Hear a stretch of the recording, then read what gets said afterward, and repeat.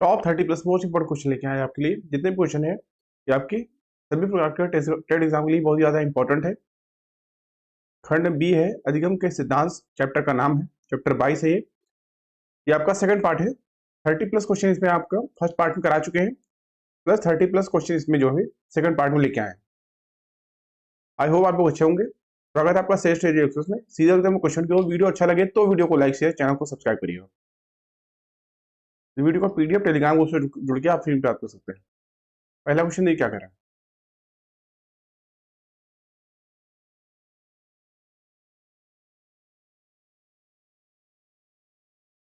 EVS पाठ्यपुस्तकों के अलावा निम्नलिखित में से कौन ईवीएस सीखने के लिए अधिकतम उपयोगी संसाधन हो सकता है?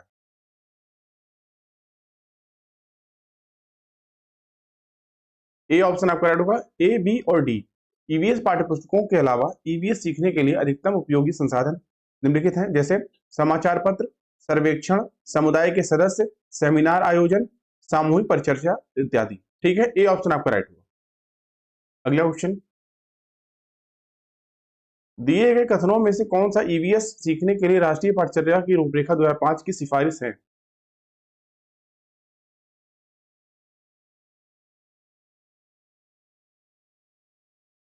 इस क्वेश्चन के लिए आपका डी ऑप्शन राइट होगा, बी सी डी। ईवीएस सीखने के लिए राष्ट्रीय पाठ्यचर्या की रूपरेखा 2005 की सिफारिश निम्न प्रकार से है, जैसे रटकर सीखने को हतोत्साहित करना, किताबी शिक्षा से प्रस्थान, स्कूल में बच्चों के जीवन को स्कूल के बाहर उनके जीवन से जोड़ा जाना चाहिए, साथ ही साथ सीखने के लिए स्कूल और समुदाय के बीच सुनिश्चित सीमाएं नहीं होना, और पर्यावरणीय मुद्दों के प्रति बच्चों को संवेदनशील बनाना। डी ऑप्शन आपका राइट है। अगला क्वेश्चन, पर्यावरण अध्ययन में सार्थक पूर्ण सीखना निम्नलिखित में से किसके द्वारा नहीं हो सकता है? डी ऑप्शन आपका राइट होगा, पर्यावरण अध्ययन में सार्थक पूर्ण सीखना बच्चों को स्मरण आधारित सीखने में शामिल करके नहीं हो सकता, क्योंकि एनसीएफ 2005 के अनुसार पर्यावरण अध्ययन रटने की बजाय करके सीखने पर जोर देता है, जबकि किस्से कहानियां बच्चों द्वारा अपने पर्यावरण को खोजने का अवसर देकर और प्रत्येक प्रकरण के प्रारंभ में मुख्य प्रश्नों को पूछकर आदि जो है द्वारा बच्चों को पर्यावरण अध्ययन में सार्थक पूर्ण सिखाया जाता है। डी ऑप्शन आपका राइट होगा। अगला क्वेश्चन, राष्ट्रीय पाठ्यचर्या रूपरेखा 2005 के अनुसार निम्नलिखित में से कौन से कथन ईवीएस सीखने का वर्णन करते हैं? डी ऑप्शन आपका राइट होगा, डी ए बी। राष्ट्रीय पाठ्यचर्या रूपरेखा 2005 के अनुसार पर्यावरण से ज्ञान और कौशल की प्राप्ति तथा अधिगमकर्ता के बीच विचार और कौशलों को साझा करना एवं अधिगमकर्ता द्वारा ज्ञान का सक्रिय निर्माण सभी कथन ईवीएस सीखने का वर्णन करते हैं। एनसीएफ 2005 में भारत में स्कूलों के लिए पाठ्यक्रम, पाठ्यपुस्तकों और शिक्षण प्रयासों के लिए एक दिशा निर्देश के रूप में कार्य करता है, क्योंकि जीवन के अनुभवों और जीवन के भौतिक, जैविक, सामाजिक और सांस्कृतिक पहलुओं से किया गया अवलोकन और चित्रण के आधार पर एक समझ विकसित करना है। डी ऑप्शन आपका राइट है। अगला क्वेश्चन, पर्यावरण अध्ययन ईवीएस के शिक्षक के रूप में चिड़ियाघर भ्रमण का आयोजन करने का मुख्य उद्देश्य होना चाहिए?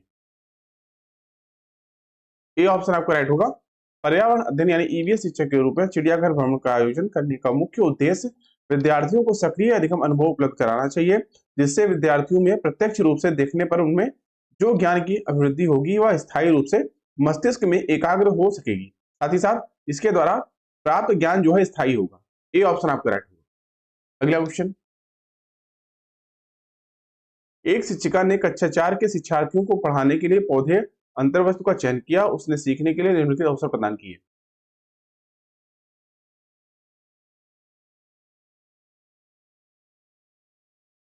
इस क्वेश्चन के लिए आपका ए ऑप्शन राइट होगा। कक्षा 4 के विद्यार्थियों को उनके मानसिक स्तर के आधार पर ही किसी विषय के अंतर्गत शिक्षा दी जाती है। पौधों के भागों का अध्ययन कराते समय बच्चों को एक सीमित संख्या में अलग अलग पौधे की पत्तियों को इकट्ठा करवाना चाहिए तथा उनका नाम याद कराना चाहिए, क्योंकि अधिक संख्या होने के कारण कक्षा 4 का विद्यार्थी पत्तियों के नाम याद करने में सक्षम नहीं होगा। ए ऑप्शन आपका राइट होगा। अगला क्वेश्चन, अभय ने अपने छात्रों से उन बीमारियों पर समूहों में एक सर्वेक्षण करने के लिए कहा जिनसे उनके पड़ोस के लोग पीड़ित थे। पाठ्यपुस्तक में सर्वेक्षण का उल्लेख नहीं किया गया। इस शिक्षण अधिगम की रणनीति के लिए कौन सा विकल्प प्रासंगिक नहीं है? डी ऑप्शन आपका राइट होगा। अभय के द्वारा छात्रों से उनके पड़ोस में रहने वाले बीमारियों से पीड़ित व्यक्तियों का सर्वेक्षण करने को कहा गया, परंतु पाठ्य पुस्तक में सर्वेक्षण का जिक्र नहीं किया गया है, जिससे छात्रों को तो बीमारियों से संबंधित जानकारियां प्राप्त हुई तथा डाटा हैंडलिंग एवं वास्तविक जीवन के साथ सीखने में मदद मिली, परंतु समुदाय को उन बीमारियों को समझने में मदद नहीं मिली जिससे वे पीड़ित थे। डी ऑप्शन आपका राइट होगा। अगला क्वेश्चन, बच्चों के लिए ईवीएस कक्षा में अधिकतम क्या होना चाहिए?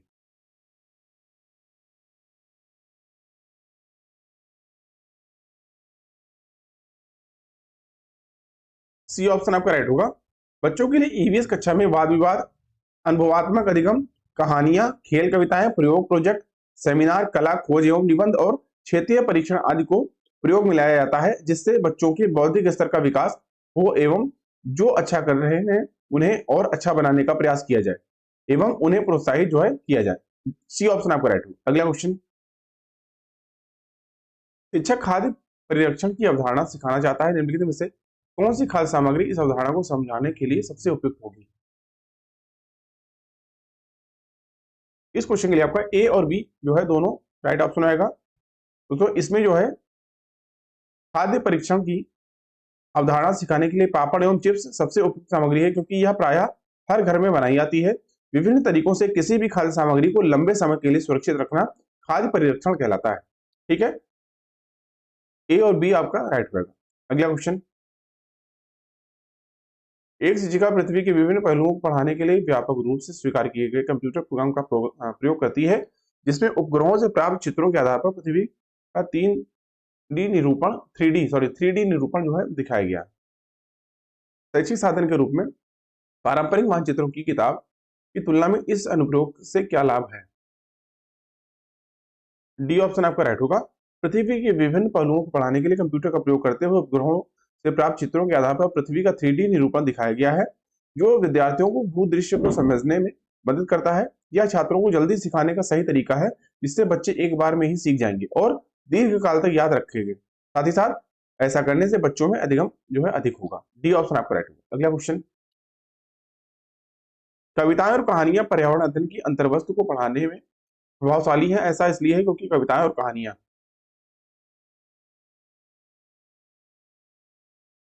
ए ऑप्शन आपका राइट होगा। कविता एवं कहानी पर्यावरण अध्ययन के अंतर्वस्तु को पढ़ाने में प्रभावशाली होती है, क्योंकि कहानी बच्चों के परिवेश का समृद्ध चित्रण रखती है, साथ ही समृद्ध अधिगम परिवेश प्रदान करती है तथा कविता एवं कहानी के माध्यम से बच्चों में सृजनात्मकता तथा सौंदर्य बोध का पोषण करके उनका विकास किया जा सकता है। ए ऑप्शन आपका राइट होगा। अगला क्वेश्चन, निम्न में से किसका उपयोग ईवीएस के शिक्षकों द्वारा अपने विद्यार्थियों के प्रमाणित सीखने की क्षमता का आकलन करने के लिए होगा? सी ऑप्शन आपका राइट होगा। पोर्टफोलियो। पोर्टफोलियो का उपयोग ईवीएस के शिक्षकों द्वारा अपने विद्यार्थियों की प्रमाणित सीखने की क्षमता का आकलन करने के लिए होना चाहिए। पोर्टफोलियो एक प्रकार का फाइल होता है, जिसमें किसी व्यक्ति या बालक के जीवन के सभी क्षेत्रों की क्रमबद्ध जानकारी एकत्रित करके रखी जाती है, अर्थात किसी बालक की क्या उपलब्धियां हैं, क्या कमियां हैं, इस सब की जानकारी पोर्टफोलियो में संचित रहती है। पोर्टफोलियो के द्वारा व्यक्तिगत, पारिवारिक, शैक्षणिक के साथ साथ सांस्कृतिक एवं सामाजिक और कला एवं खेल से संबंधित जानकारी भी इसमें मिलती है। सी ऑप्शन आपका राइट होगा। अगला क्वेश्चन, एक संतुलित प्रश्न पत्र बनाने के लिए निम्नलिखित चरणों के क्रम में से कौन सा सही तरीका है? डी ऑप्शन आपका राइट होगा। एक संतुलित प्रश्न पत्र बनाने के चरण में रूपरेखा या डिजाइन तैयार करना, ब्लूप्रिंट तैयार करना, प्रश्न लिखना, प्रश्नों का संपादन करना एवं अंक योजना लिखना। डी ऑप्शन आपका राइट होगा। अगला क्वेश्चन, परिकल्पना को बार बार परीक्षण करने से गलत नहीं पाया जाता, तो वह एक, ए ऑप्शन आपका राइट होगा। सिद्धांत।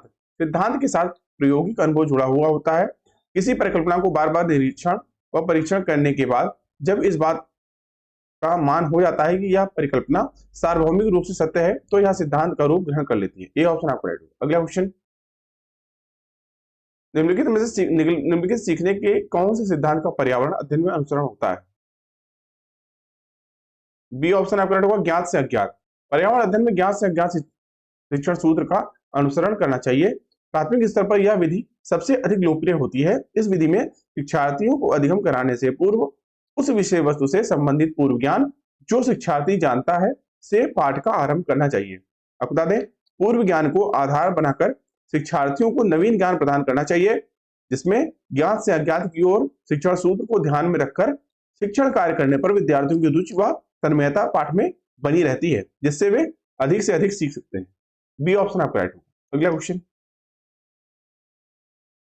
पर्यावरण अध्ययन में प्रक्रमण के स्थान पर उप विषय यानी थीम गत उपागम को स्वीकार किया गया है क्योंकि। सी ऑप्शन आपका राइट होगा, ए, बी और डी। पर्यावरण अध्ययन में प्रक्रमण के साथ के स्थान पर उप विषय यानी थीम गत उपागम को स्वीकार किया गया है क्योंकि यह संयुक्त और परस्पर संबंधित समझ को जो है सक्षम बनाता है, यह शिक्षण और समझ को आसान बनाता है और यह विद्यार्थियों को उनके अनुभवों से सीखने में सक्षम भी बनाता है। सी ऑप्शन आपका राइट है। अगला क्वेश्चन, निम्नलिखित में से कौन सा नियम अधिगम के प्रयास व त्रुटि सिद्धांत से संबंधित नहीं है? ए ऑप्शन आपका राइट होगा, पुनर्बलन का नियम। थार्नडाइक नामक जो है विद्वान ने अधिगम के प्रयास एवं त्रुटि सिद्धांत से तत्परता का नियम जो है प्रभाव का नियम एवं अभ्यास का नियम को समृद्ध किया है। पुनर्बलन का नियम इसमें नहीं आता। ये ऑप्शन आपका राइट होगा। अगला क्वेश्चन, निम्नलिखित में से क्या पर्यावरण अध्ययन के सीखने को प्रभावशाली संसाधन है?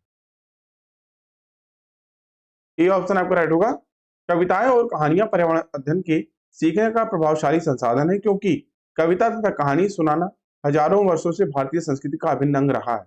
लोक कथाओं के साथ साथ भारतीय समकालीन लेखकों द्वारा लिखित कहानी और कविताएं प्रारंभिक विज्ञान कक्षा के लिए एक समृद्ध शिक्षण अधिगम साधन के रूप में प्रयोग कर सकते हैं।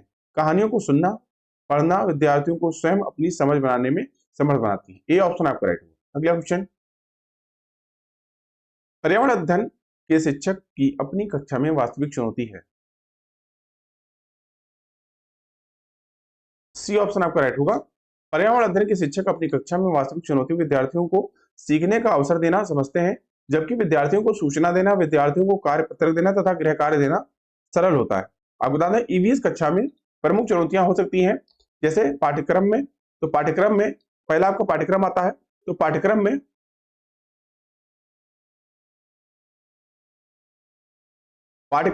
प्राथमिक छात्रों के लिए पर्यावरण अध्ययन पर जटिल और चुनौतीपूर्ण विषय है। दूसरा आपका व्यक्तिगत जो भिन्नता, व्यक्तिगत भिन्नता। एक वर्ग में विभिन्न आयु, बुद्धि, लब्धि स्तर, योग्यता और रुचि के छात्र होते हैं। वे विभिन्न सामाजिक आर्थिक पृष्ठभूमि से भी आते हैं, इसलिए छात्रों को उनके अधिगम के अवसर प्रदान करना शिक्षक के लिए एक बड़ी चुनौती होती है। वहीं तीसरा आपका आ जाता है संसाधनों की कमी। संसाधनों की कमी, कई भारतीय विद्यालयों में पर्यावरण शिक्षा प्राप्त करने के लिए आवश्यक संसाधनों की कमी रही है। ठीक है, सी ऑप्शन आपका राइट होगा। अगला क्वेश्चन, कथन पर्यावरण अध्ययन एक विषय है के लिए उपयुक्त विकल्प का चयन करें। सी ऑप्शन आपका राइट होगा, एकीकृत। पर्यावरण अध्ययन एक एकीकृत विषय है। पर्यावरण अध्ययन विषय को बाल केंद्रित एवं एकीकृत करने के लिए इसमें प्रारंभिक स्तर पर ईवीएस का एक एकीकृत विषय है। अब बता दें जो विज्ञान जिसमें भौतिक विज्ञान, रसायन विज्ञान और जैविक विज्ञान, साथ ही साथ सामाजिक अध्ययन में इतिहास, भूगोल, नागरिक शास्त्र आदि और वातावरणीय शिक्षा में संरक्षण से अंतर्दृष्टि जो है प्राप्त करता है। सी ऑप्शन आपका राइट। अगला क्वेश्चन, निम्नलिखित में से कौन सा कोऑपरेटिव लर्निंग यानी सहयोगात्मक अधिगम के आवश्यक तत्व है?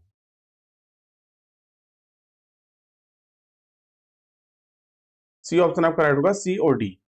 सहगामी अधिगम एक सफल शिक्षण रणनीति है जिसमें छोटे समूह जिनमें से प्रत्येक में विभिन्न स्तरों की क्षमता वाले छात्र होते हैं किसी विषय की अपनी समझ को बेहतर बनाने के लिए विभिन्न प्रकार की शिक्षण गतिविधियों का उपयोग करते हैं। एक समूह का प्रत्येक सदस्य न केवल जो सिखाया जाता है उसे सीखने के लिए जिम्मेदार होता है, बल्कि समूह के साथियों को सीखने में मदद करने के लिए भी होता है। छात्र असाइनमेंट के माध्यम से तब तक कार्य करते हैं जब तक कि समूह के सभी सदस्य इसे सफलतापूर्वक समझ नहीं लेते और पूर्ण नहीं करते। अब बता दें सहगामी अधिगम के 5 बुनियादी आवश्यक तत्व होते हैं, जिसमें पहला आपका आता है सकारात्मक परस्पर निर्भरता, साथ ही साथ दूसरा आमने सामने अंतःक्रिया, तीसरा व्यक्तिगत और समूह जवाबदेही, चौथा समूह प्रसंस्करण और पांचवा आपका और अंतिम अंतर्वैयक्तिक और सूक्ष्म जो है समूह कौशल होता है। ठीक है, सी ऑप्शन आप करेक्ट। अगला क्वेश्चन,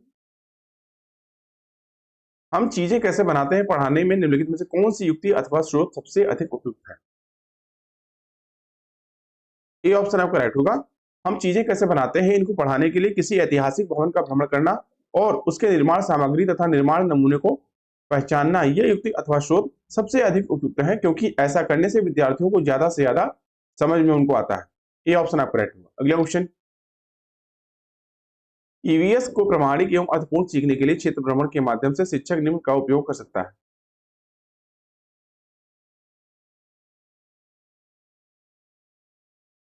ए ऑप्शन आपका राइट होगा।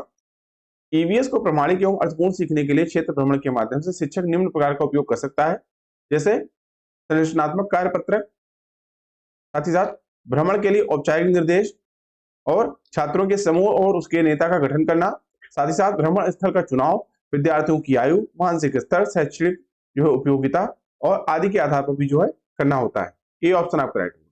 अगला क्वेश्चन, बच्चों के सीखने की प्रगति के वर्णन अभिलेख आधारित है। सी ऑप्शन आपका राइट होगा, अवलोकन तकनीकी पर। बच्चों के सीखने की प्रगति के वर्णन अभिलेख अवलोकन तकनीकी पर जो है आधारित है। यह अवलोकन तकनीकी से बच्चों के विकास का दस्तावेजीकरण, बच्चे दिन प्रतिदिन के अनुभवों से प्रमाणों की व्याख्या करने और शक्तियों को पहचानने और प्रोत्साहित साथ साथ करने तथा विकासात्मक अंतराल को संबोधित करने के लिए है। आपको बता दें, यह तकनीकी किसी व्यक्ति, वस्तु, घटना अथवा प्रक्रिया को देखकर या अवलोकन करके उसके व्यवहार के मापन की प्रविधि है। सी ऑप्शन आपका राइट होगा। अगला क्वेश्चन, निम्नलिखित में से कौन से सीखने के सिद्धांत पर पर्यावरण अध्ययन आधारित होता है? ये ऑप्शन आपका राइट होगा, मूर्त से अमूर्त। प्रदर्शन विधि करके सीखना और मूर्त से अमूर्त तक सीखने के सिद्धांत पर पर्यावरण अध्ययन पर आधारित है। मूर्त सामग्री का उपयोग करके जीवंत प्रदर्शन के साथ मौखिक अभिव्यक्ति को जोड़ती है। यह महत्वपूर्ण तथ्यों, विचारों या प्रक्रियाओं को प्रस्तुत करता है।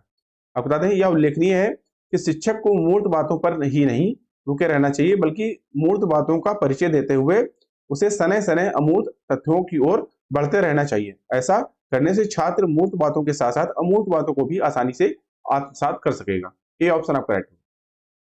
अगला क्वेश्चन,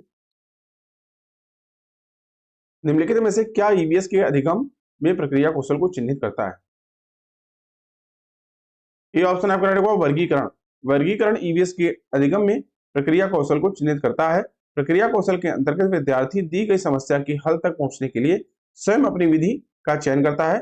इस प्रक्रिया से विभिन्न गतिविधियों द्वारा निष्कर्ष पर पहुंचा जा सकता है, जैसे प्रेक्षण, कल्पना व परिणाम, संचरण, वर्गीकरण, परिकल्पना निर्माण, पूर्वानुमान इत्यादि। ठीक है, ये ऑप्शन आपका राइट है। अगला क्वेश्चन, मिश्रित लर्निंग मोड में ईवीएस पढ़ाने के फायदे हैं।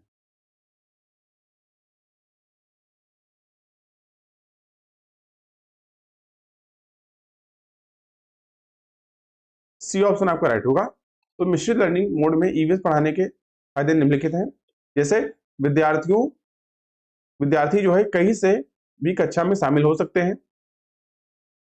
विद्यार्थी कहीं से भी जो है कक्षा में शामिल हो सकते हैं, जैसे हम सभी जो है इस समय पढ़ रहे हो, मतलब इस समय जो हम लोग पढ़ रहे हैं, इसी के माध्यम से। साथ ही साथ विद्यार्थियों को शिक्षक एवं साथियों से आमने सामने बातचीत करने का मौका मिलता है। वहीं विद्यार्थी अपने ऑनलाइन पढ़ाई से सीखते हैं, सीखी हुई बातों पर घर अथवा समुदाय पूरक गतिविधियों को भी जो है पूरा कर सकते हैं।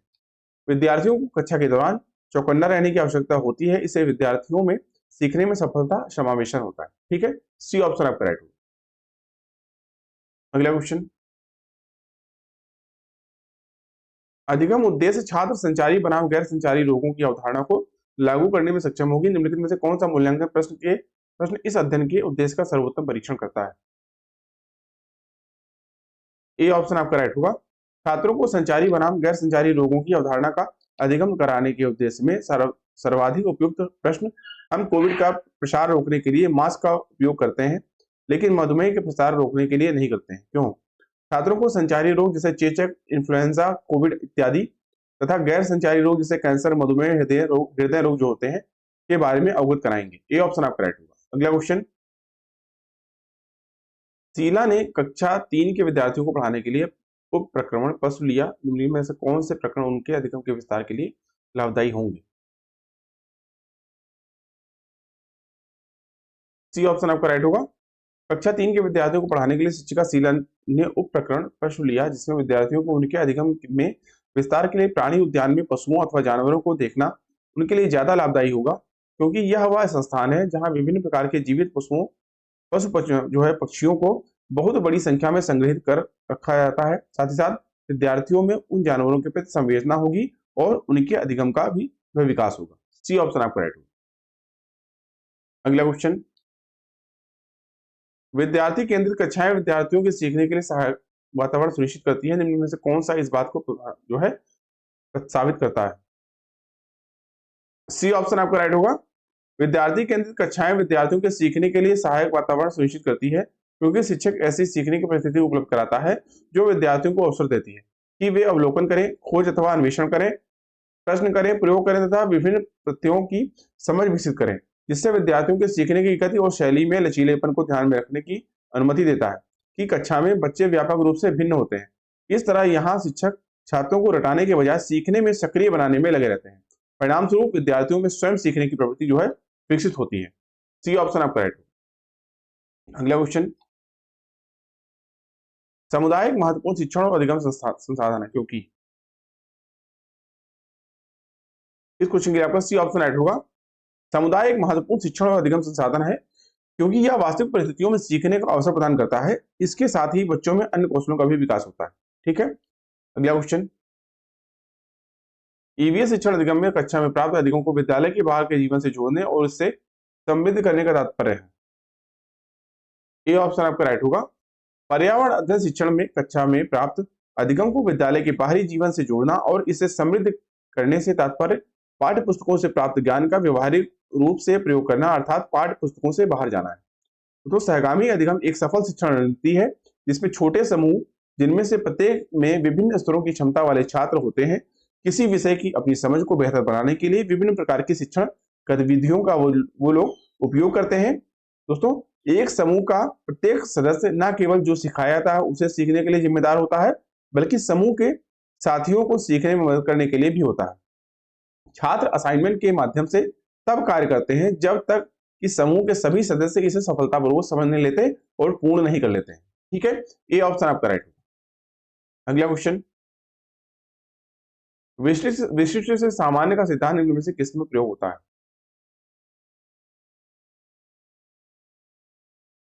डी ऑप्शन आपका राइट होगा। विशिष्ट से सामान्य का सिद्धांत आगमन विधि में प्रयोग होता है। इस विधि में पहले कई सारे उदाहरण बताए जाते हैं और तत्पश्चात एक निष्कर्ष बताया जाता है। इस विधि के द्वारा ज्ञान को स्थायी रूप से ग्रहण किया जा सकता है। डी ऑप्शन राइट होगा। अगला क्वेश्चन, पर्यावरण अध्ययन के अधिगम का सिद्धांत कौन सा है?